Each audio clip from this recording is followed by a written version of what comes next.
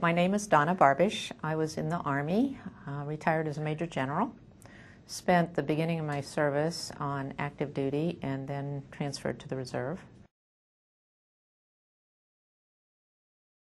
I was in Vietnam 1969 and 70. I was 22 and I was a nurse. We flew into Ponsanut Air Force Base, spent a few days in hot, sweaty tents, and then were deployed up to Chu Lai, where I was at the 91st Evacuation Hospital.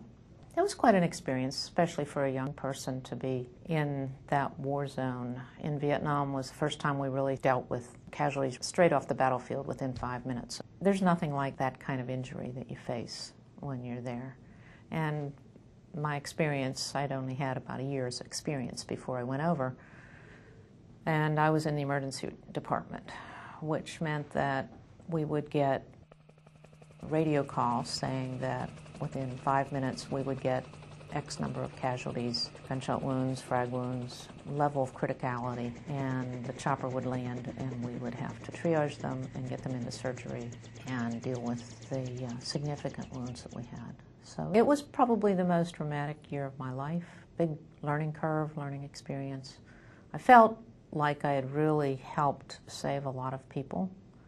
I think one of the crashing moments was when I found out that an awful lot of them died, even after we had revived them. Shock lung was something that was new back then. We didn't know what caused people in irreversible shock to die.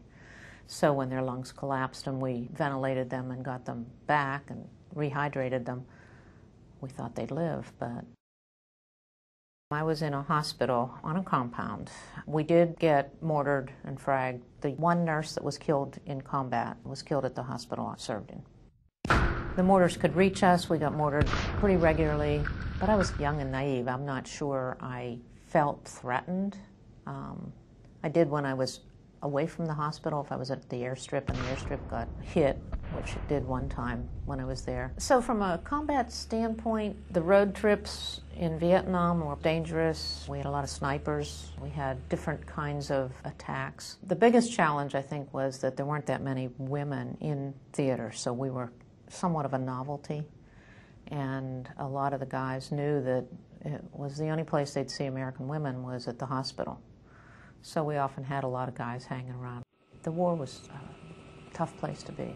The jungle was interestingly different, and our deployments were longer, and we didn't have the communication we have today. So we were totally separated from our families and communication. I think I called home twice in the year I was deployed. Once I had to stand in line for 2 hours to get to the telephone, and once I used the radio where I called and said, "Hello, Mother, over." So she just became befuddled and then cried, and that wasn't very helpful, and it wasn't something I wanted to continue to do. It was too hard. When I went in 1967, the law had just changed to allow some of the rank structure to change. At that time, there was only allowed to be one woman colonel in each of the women's corps and only one female colonel in the nurse corps. So there weren't many colonels, there were no generals, and it wasn't until quite a few years later that some things changed. I was the first in the reserve as a nurse to become a Major General. I was in a group of 5 general officers when I was first promoted. They're still lower in number. You have to have 20-plus years, 30 years in the military before you are eligible to become general officer. We as women weren't always taught to be demonstrative in a leadership role. We have a tendency to be a little more collaborative. Collaboration works in a lot of circumstances, but when the buck stops here, you need to make a decision and be pretty firm in the direction. I think leadership is really a lot of basics being done well. I've had situations where I had to correct areas that needed to be corrected, have been given assignments that I came into that the previous situation wasn't optimal, so I had a lot of opportunities to be a leader, and it's just always interesting to walk in and identify the problems and then start to fix them and help people feel valuable. Being a part of the military and civilian, it was a very crisp, clean break. Although the leadership skills you learn in the military applied very well to my civilian side, and my civilian education played into my capability in the reserve.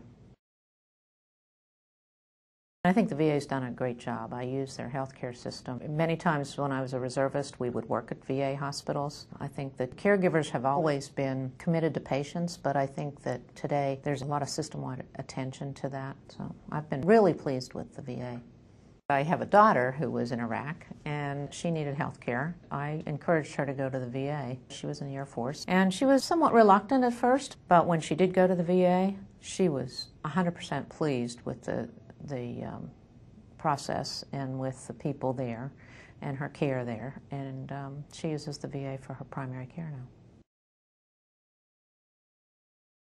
I think that the military women issues are sometimes very similar to the civilian women issues. It's highlighted by the fact that we do look different and that we have different issues. But I think that as the numbers increase, the differences decrease and we become just the way it is. We're moving forward. I applaud everybody out there that's doing a good job to build our military strength and represent the United States, because we're a great country.